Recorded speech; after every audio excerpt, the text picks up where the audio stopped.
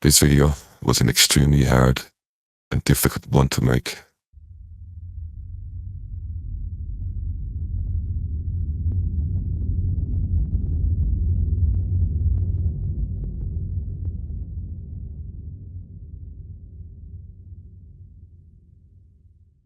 Let me warn you, this is going to be a tough one, so please be advised. Some people might find this hard to watch, especially for the people that knew Rebecca. On May 21st, 2023, at Ludden, just outside Buncrana in County Donegal, Rebecca Browne, a hairdresser from Derry, had spent the night with her friends, having fun and enjoying life to the fullest, as any young 21-year-old would do. At 3:15 a.m, as she was walking home, little did she know her life was going to come to a tragic end. Probably still smiling as she thought about all the fun she had that night with her friends. Then in that moment of happiness, she was struck with an immense impact by a Garda car. I am sure, in them last moments, she was thinking of her family and the fun she had that night with her friends. She was only 21 years of age. A beautiful young lady, full of life, who loved to sing, who brought joy and happiness to everyone around her. For her precious life to be taken so short must be heartbreaking for her family and friends. This was a devastating and tragic day for everyone up north, and the rest of the country also felt the heartbreak and pain. Having kids at the same age myself, I can only imagine what they went through. And they are still going through it today. My deepest sympathy goes out to everyone who were lucky enough to have been part of her life and close to her heart. But the most tragic part of this is the way it was handled by Garda Síochána and GSOC. At the time when Rebecca's family was told of her death, they weren't even informed that it was a Garda car that had hit her. In fact, they were not told for some time later. I remember listening to a podcast a good few months back. I'm going to play you a little bit of that now. This is from the Madden and Finucane YouTube channel. Their details will be at the top of the screen. And I've been speaking with Rebecca's mum, Rachel Lynn Smith, Rebecca's auntie, Corina Smith, and the family solicitor, Conor Moylan. Corina began our conversation by just telling me exactly what Rebecca was like. She was always happy, always smiling, loved to help other people, and she was very talented, and she just loved her family, love for her family. Galliagh girl to her boots. A Galliagh girl to her boots, loved singing. Oh, she was a wee singer. She sung all the time. She would have sung morning, noon and night when she learned. And you're not that old as an auntie, for you to have, for her to have been 21. Was it more for you and her? Was it like was it an auntie thing or like a big sister? No, it was nearly like a big sister thing. She would have kept me in my place as well. Yeah. But she was like that, She was never afraid to say, what needed to be said. And she was just really good crack. Yeah. Really good crack. She had been on a night out, like 100,000 other 20, 21-year-olds across this island. Yeah. That night and every other Friday, Saturday night and all the rest. She was out for a night's crack. She was. And tell us what what we know and what we what we can say about that. Was she out with her buddies? She was going to be staying in Ludden, which was outside, right, just outside Buncrana, walking distance. Walking distance, aye. The caravan park there behind the harbour, Ludden, is where she was staying. And she was just out for a Saturday night, and seemed to have a really good night. In terms of singing was her last. We have seen a video of her, singing in the chip shop. She had them all going. She had the whole chip shop singing. And this is people of all different ages were swaying and singing along. So that was kind of like a real description of who Rebecca was. Corina, how did you find out? I was actually staying in Armagh at the time, and I found out from Ethan, who is Rebecca's wee brother. So that was around 9:30 in the morning, that I found out. So that journey back was horrific, you know, as you can imagine. But we didn't really know anything at that stage. I wasn't even told that it was the Garda at that stage that had, you know, that was involved in it. So, And did you find that out on social media? Aye, we found that out. Lynn's nodding as well. Yeah, yeah. So we didn't know that it was the Garda until social media. It's almost a sense there of the police responsibility to tell the family, but when the police are involved in a police matter, Yeah. but still of all, would you have liked to have known initially and not find that out? I would have liked to have known that initially, yes, because to see that then on Facebook, you just seen headlines, you know, and like you're trying to overcome the fact that Rebecca was killed, and then to find out that it was the Garda, you know, that way. And no guard phoning the family, or no guard. No. Yep. Is that right? That seems They quite. did. That's quite. They did, Lynn. They did phone They you. did. They did They phone you. said Rebecca was in a road collision. Yes. We still didn't know it was the guards then. Okay. They phoned after the police had left.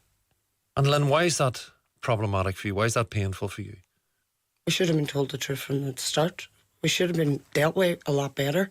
Yeah. Even getting that information, we were told it, and then they were going, and we were left it. What's it like for you a day like this when you know that you're speaking for your girl? That I can see the pain in your eyes. That wasn't me. Yeah, yeah. I'm sorry, Lynn. I'm sorry. We're crippled. But why? What makes you want to have the strength to summon up to sit in front of a microphone in front of us here today? Their justice. She was our baby. Me only cared. What do you believe happened that night? Because there's only two people who can ever know, Aye. which is your girl who's gone and the driver of the car. What do you believe happened that night? We don't know what happened, and that's what we want to know, because you could just go round and round in circles. I'll just put it this way. My daughter, who is 7, said to me, there's headlights on a car for a reason. Lynn, I don't want to labour the pain in our studio today, but can I just ask you, what do you want? What needs to happen here? We want answers. Yeah. We want the truth. You know, it's far too long now. It's coming up to nearly a year. That is just a snippet of the radio interview which was posted on the 25th of April 2024, nearly 9 months ago. A link to that video will be down in the description. Please go over and watch the whole lot for yourself. The recent update is a media post on Donegal Live a few weeks ago.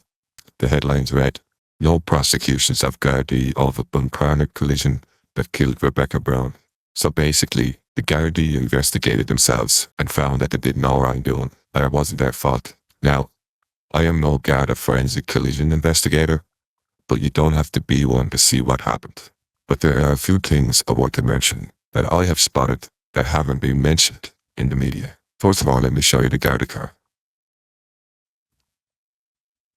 So first of all, the first thing you notice is all the damage that's done here in the car. Now, you're telling me that a Garda car travelling at 44 miles an hour hitting a 21-year-old female done this amount of damage? There's absolutely no way. And one of the things that I noticed as I was zooming in here to see, was there a dash cam? I was zooming in here to see was there a dash cam. There wasn't any. But I did notice this. You see this? It's an air freshener hanging down out the mirror. Now, I've often been told before when I bring my car in to get an NCT done, not to have anything like hanging out the mirror as this night failure NCT, because this is deemed as a distraction. And I also came across another Garda car down the time I took a trip to down to Athlone. I came across another Garda car that had an air freshener hanging out a mirror. It's a diesel. I don't see a dash cam. I have an air freshener hanging out of a mirror. So, there's that. That's one of the things that I noticed as I was looking for a dash cam. If this car was on an emergency call, it would have travelling with lights and sirens, or some people call it blues and trues. And there's been no statement saying that he was calling an emergency. But if it was, and obviously if it had the siren on, Rebecca would have heard it. But obviously being outside Buncrana, maybe he didn't have his siren on, but he would have his lights on. And even if he had his lights on, Rebecca would have also seen that. So here's another thing that does not make any sense. Let me show you another picture. You see this here? This is a footpath that goes all the way around there, and it goes all the way up along that road. If Rebecca was heading in this direction, she would be walking on that road. In this picture here, you can see the cars over that side of the road. I don't think that car was on that side of the road. But just behind this fence here, this is the car park here that leads. It's for people parking the cars to go down to the beach. But behind that fence there, that footpath continues up along that fence. Now if Rebecca was walking this direction, which she was heading home, she would be walking on the footpath. There's no way she'd be walking over there. If she was walking over this side of the road, this side of the car would have been hit, not this side. So the fact that she was walking on this side of the road and the car hit her on this side of the car, that doesn't make any sense. How did that car hit this young girl on this side of the road on the footpath? Now, as I said, I'm not an expert at this, but you don't have to be one to figure this out. Whoever was driving this car, there's only one of three things that happened. The first one being that he was speeding and he lost control of the car and came over this side of the road and hit Rebecca and killed her. The second one is that he was travelling and he was distracted and his phone or do something in the car, inside the car, and he lost control and came over this side of the road and killed Rebecca. The third thing is, because it was at night time, maybe he was on the night shift. Obviously he was on the night shift. Was he tired? Did he fall asleep? He might have felt him. He could have fallen asleep behind the wheel, lost control and hit Rebecca. Now the fact that there's no dash cam, we don't know. There's only two people who knows what happened that night. One of them is sadly deceased. Now, as I said, I'm not an expert, but you can judge that by yourselves,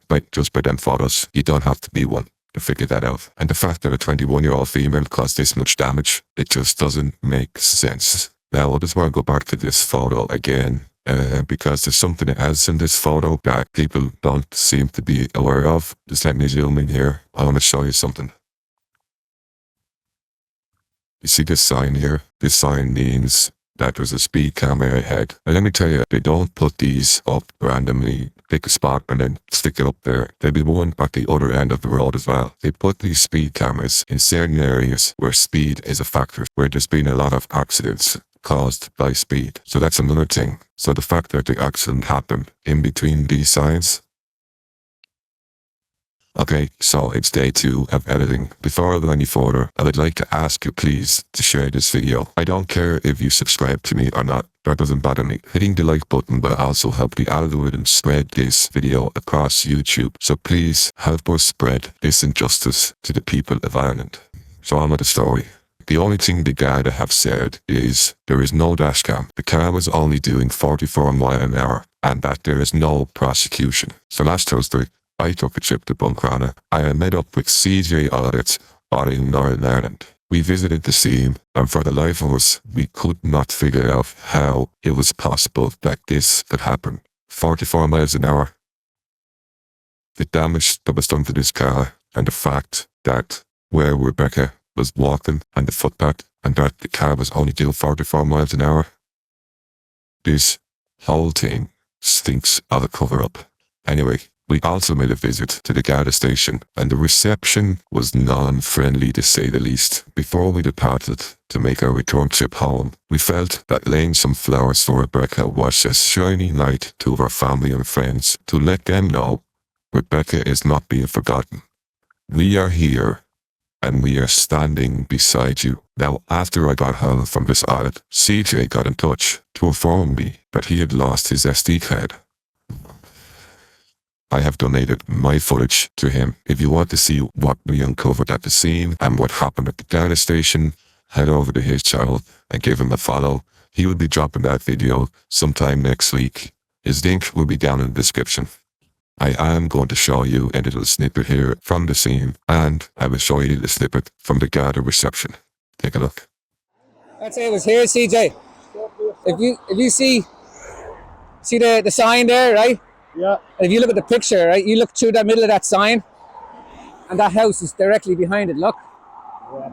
So we're talking here, and it looks like that there was someone did something there. Twins or something, folks. It was twins there, probably in them.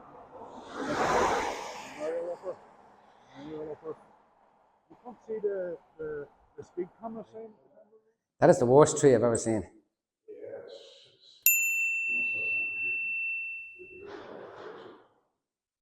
Hello, How are you? Good, thanks. How can I help you? Happy New Year to you. The Garda car that killed Rebecca Browne, is that still here, or do you know where that is? The Garda that killed Rebecca Browne, is he still stationed here, or was it? What your name is? Who you are? Who's looking for the information now? The people of Ireland are looking for that information. Who are you? I'm the people of Ireland. You are the people of Ireland. Yeah. So I just want to know, is the Garda still working here? You're not entitled to know that information. I'm not entitled to know. Since Rebecca was killed, have you got any dash cams put into the Garda cars? Listen, what's your name? I'm speaking on behalf of the people of Ireland. You'll have to direct your questions to the press office. But you don't know? I'm not speaking on behalf of Garda Síochána. Direct your questions to the press office. Well, I mean... You can give me your answer now.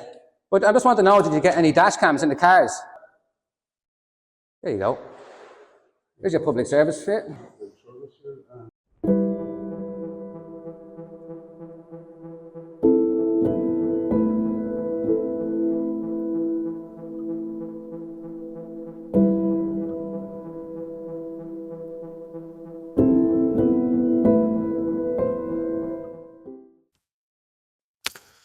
I just been talking to CJ there, and he pointed out something to me that I haven't noticed, but he's certainly on a photo that he came across online. Let me show you that now. So you see here, this is a photo. You can see the Garda car there. We know it's the same Garda car because you can see the screen, we can see that air freshener there. But the thing that CJ notices, you see here, this is obviously there. If you notice, this is the little blue tent here that's covering Rebecca's body. But if you notice, the Garda car is behind. We know that the Garda car struck Rebecca at the front right of the car. So you'd imagine that Rebecca's body would be to the side of the car. But this Garda car is behind this tent. And let me show you another picture. You can see it here as well. The same thing. The Garda car is behind that blue tent. And here, they're obviously doing some collision investigation here, but you can see the car here, and I don't know if this is Rebecca's body or not, but this looks to me like this car was moved. Judging by this here, judging by this impact, I don't know if, as I said, I don't know if this is Rebecca here. She's over to the left. The other picture showed us the tent was in the front here, but I don't see any sign of anything on this here. And also, if we zoom in here, something else I want to point out here, I don't see any skid marks. I don't see any skid marks on that road. Let me know if you can see it, but I don't. Look, I don't know, can't get any closer, but there's no skid marks there. I don't see any sign of breaking skid marks. There's just a lot of things that just don't add up. They just don't make sense. I said previously on other videos that I posted a long time ago advocating for Gardaí to get body cams, and it's great to see them getting that rolled out now, even though some of them don't even turn them on. They exact their discretion, which is totally ridiculous. I think any interaction with anyone, they should be turned on automatically. Maybe it's just too much work for them to get back to the station and dock them in and download the footage. I don't know. But now I'm pushing to get dash cams into these Garda cars, which they should have. I mean, it is totally ridiculous that these cars, most of these cars, if not all of these cars, don't have dash cams. They should have dash cams. I got a dash cam for my car, and it's got 3 cameras, one in the back, one in the front, and one for the interior.